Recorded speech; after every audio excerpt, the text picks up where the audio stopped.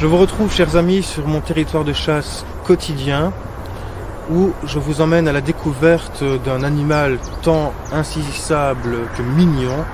Vous l'aurez peut-être deviné, c'est l'écureuil. Allez, c'est parti.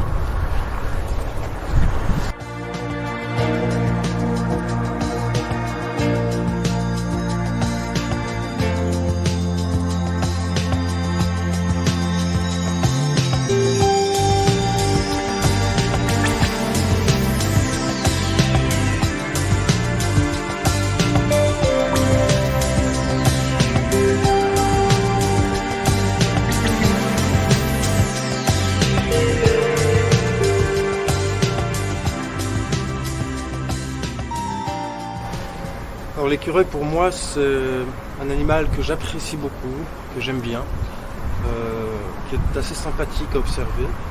On dit souvent qu'il est insaisissable, c'est vrai. D'ailleurs c'est très difficile de le filmer puisque généralement il saute de branche en branche, d'arbre en arbre, donc et très rapidement en plus. Donc c'est vraiment pas évident parfois de le filmer. L'écureuil, j'en ai fait ma mascotte. D'ailleurs c'est le titre de cette vidéo. Pourquoi? Parce que quand je travaille sur mon territoire, que ce soit pour poser des pièges photographiques, aménager des postes d'observation ou tout simplement le parcourir, préparer mes chasses, eh bien je me retrouve souvent en sa compagnie. Donc j'ai eu le temps de l'observer, de l'étudier, etc.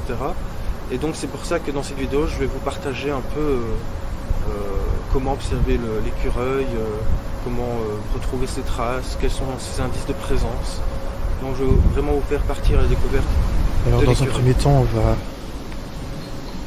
essayer de chercher après une zone vitale pour l'écureuil. Donc ça peut être une parcelle de conifères, soit de l'épicéa, du mélèze, du pin. Ici sur mon territoire de chasse, je connais certains coins où il y a un peu d'épicéa, puisque malheureusement c'est une forêt très feuillue. Généralement on peut aussi le trouver dans les bois de feuillus justement, mais des bois qui sont âgés. Il aime les vieux arbres. Puis alors dans un deuxième temps, nous allons essayer de trouver des indices de sa présence. Ça peut être des carottes de sapin rongées, mais là aussi il y a une petite différence que je vous montrerai pour savoir si c'est un écureuil ou un autre rongeur qui a rongé la carotte. Ça peut être des os rongés, des glands, des noisettes cassées. Donc voilà, plein de petits indices comme ça que je vais vous montrer. Si on trouve tout ça, eh bien éventuellement on pourra rechercher son nid. Il peut arriver qu'il y ait au moins 2 à 3 nids dans sa zone vitale sur un rayon de 100 mètres. Ces nids sont assez reconnaissables. Ils font à peu près 30 à 50 cm de diamètre dans une fourche d'un arbre par exemple. Donc voilà, on va observer tout ça, essayer de trouver des indices de sa présence. Et puis pour finir, on se posera pour un petit affût, voir éventuellement s'il monte le bout de son nez.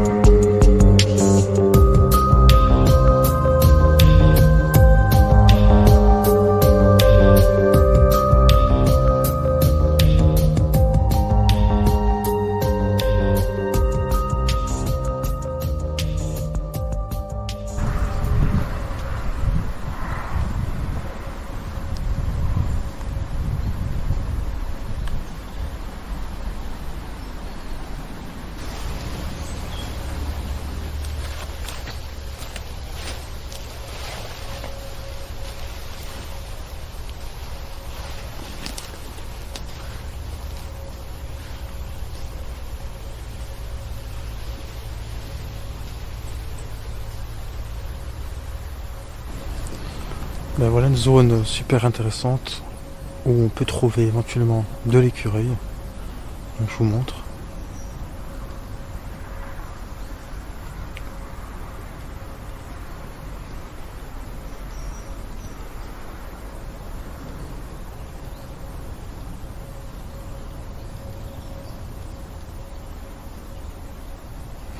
Donc voilà des épicéas, un petit coin assez dense, des feuillus mélangés, donc c'est très bien. Je vois qu'il y a pas mal de carottes, de sapins, etc. Sur le sol, etc. Donc on va pouvoir commencer à chercher des traces. Voilà ce que je vous disais, je cherche des indices de la présence de l'écureuil. Visiblement il y en a. J'ai même déjà repéré un nid et des bons indices. Voilà ce que je vous disais avec la carotte. L'écureuil a une petite particularité quand il ronge les carottes, c'est qu'il ne termine jamais le bout. Voilà. Parce que c'est pas rentable pour lui apparemment. Donc du coup ben voilà, il ronge une partie et il laisse toujours ce que j'appelle le petit pompon derrière. Il ne finit jamais. Donc c'est un bon indice de présence. Voilà, un beau nid d'écureuil juste en dessous de là où j'ai trouvé la carotte. Donc juste là au-dessus. Il est assez haut quand même. Généralement on trouve les nids d'écureuil entre 10 à 20 mètres du sol.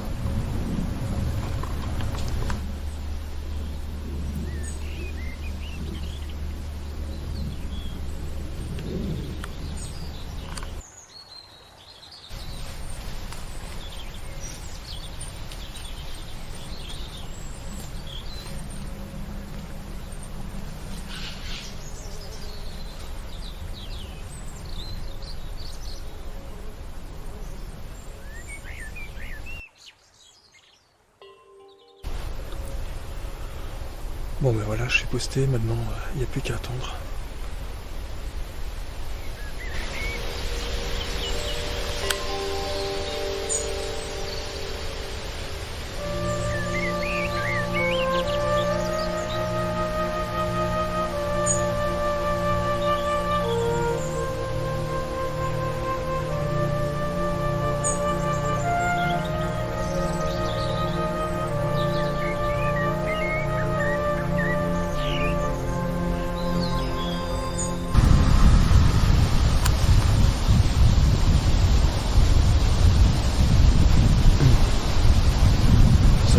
Que les écureuils sont beaucoup actifs en automne à l'approche de l'hiver, tandis qu'en été ils sont plus actifs le matin et l'après-midi ils prennent leur temps de repos, mais en automne et à l'arrivée de l'hiver, étant donné que les journées sont plus courtes, eh bien ils s'activent toute la journée et quelques heures de clarté pour faire leur réserve de nourriture. Donc là, on est dans une période où normalement l'écureuil devait être très actif. Donc normalement, on devrait avoir plutôt de la chance de pouvoir en voir. Autre chose aussi, c'est que l'écureuil reste rarement au sol. Quand on le voit au sol, très souvent, il remonte vite dans les arbres,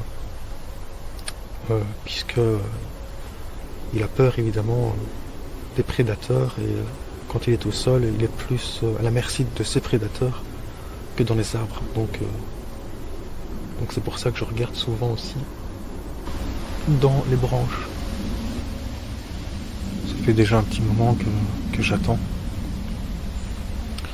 Toujours rien à l'horizon. Pas mal d'oiseaux par contre, assez agréable à observer.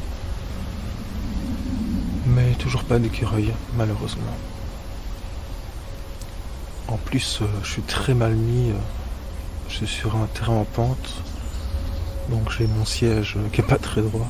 C'est pas très agréable. En tout cas, voilà, il faut pas perdre espoir.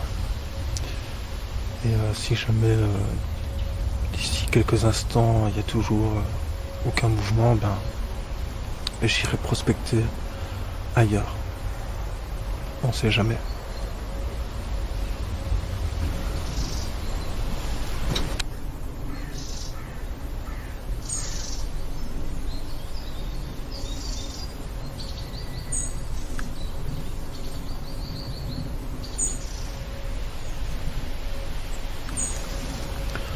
Bon ben j'ai décidé de lever le camp et de tenter ma chance dans d'autres endroits où je pourrais le trouver.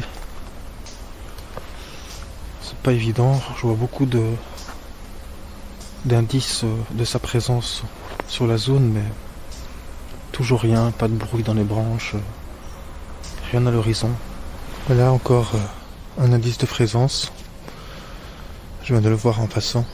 Il y a des traces de griffes sur le tronc. Donc tout indique que c'est un endroit où il aime grimper.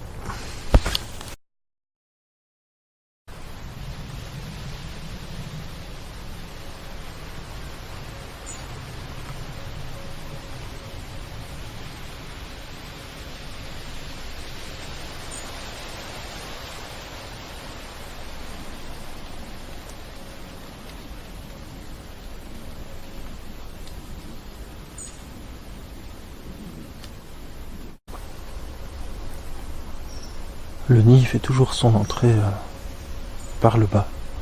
Pour ça, quand il monte dans l'arbre, eh bien, il accède tout de suite et rapidement dans son petit nid douillet. Ou son gros nid plutôt.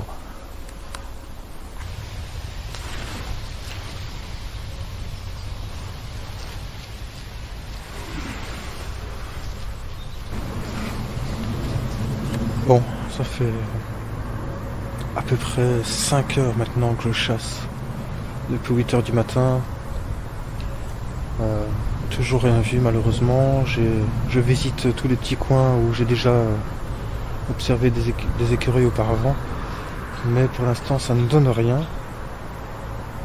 Et on est quand même assez avancé dans la journée, donc je ne sais pas si je vais pouvoir observer quelque chose. Bon, en tout cas logiquement si, puisque comme je vous l'ai dit tout à l'heure, c'est l'automne, ils sont souvent actifs toute la journée puisqu'ils font leur réserve de nourriture, etc. Donc je devrais pouvoir au moins trouver un écureuil. Mais là voilà, ça fait 5 heures que j'arpente les bois, que je cherche des indices. Donc voilà, je peux vous dire que je commence à être un peu fatigué. Mais bon, je persiste. Il y a encore un autre endroit que je dois aller voir et puis on verra bien.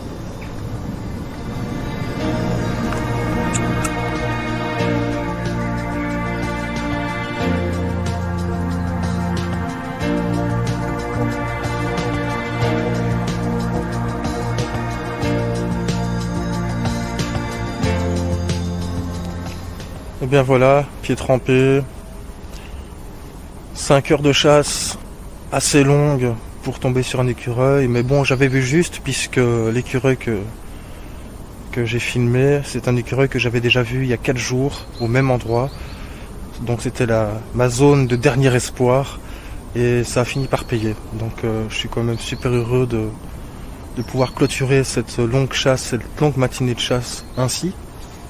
Bon, c'est un petit film assez rapide. Évidemment, c'est comme j'ai dit au départ, l'écureuil est insaisissable. Et c'est vrai. Encore une fois, il a fallu que je joue à cache-cache avec lui pendant une demi-heure pour pouvoir le filmer. Et puis après, il a continué à tourner autour de moi en faisant du saut en branche, d'arbre en arbre. Donc voilà, bonne petite chasse. Je vous rappelle, n'hésitez pas de vous abonner à ma chaîne YouTube, c'est gratuit, donc profitez-en. Et comme ça, vous serez tenu au courant au fur et à mesure des prochaines sorties vidéo. En plus, je vous dis déjà qu'il y aura pas mal de surprises, pas mal de vidéos qui vont sortir encore ce mois d'octobre. Notamment une dont je m'impatiente beaucoup, c'est sur le brame du cerf. Tout du moins la quête du cerf, puisque je vais aller dans une forêt ardennaise, l'une des plus grandes de Belgique, pour essayer de filmer des cerfs. Donc ce sera une première pour moi. je serai largué 2 jours en pleine nature, tout seul, pour essayer de trouver des cerfs. Donc ce sera une belle aventure, une longue aventure, que je vous partagerai en vidéo évidemment. Ensuite il y aura d'autres vidéos, un premier épisode de trappeur d'images, où là je vous présenterai le piégeage photographique du chevreuil, et puis d'autres vidéos encore, notamment sur la chasse no-kill. Là je vous présenterai vraiment ce que c'est la chasse no-kill, parce qu'il y a beaucoup d'idées reçues, de tendances diverses. On parle de photographie animalière, de chasse photographique, de chasse sans fusil. Donc voilà, comment s'y retrouver, je vous expliquerai un peu tout ça, quels sont les modes de chasse, etc. Donc voilà, abonnez-vous, regardez mes autres vidéos, j'espère que celle-ci vous aura plu tout autant que les autres. Mettez un petit j'aime, partagez mes vidéos, ça fait toujours plaisir. Un petit message aussi, un avis, c'est sympa. Peut-être que aussi vous avez des conseils à me donner, peut-être que vous faites aussi de la chasse photographique comme moi, de la chasse sans fusil. Et ben voilà, partageons nos expériences, communiquons, discutons. Donc voilà, je vous laisse là-dessus. Je vous dis à très bientôt pour de nouvelles aventures de chasse no-kill. Bye.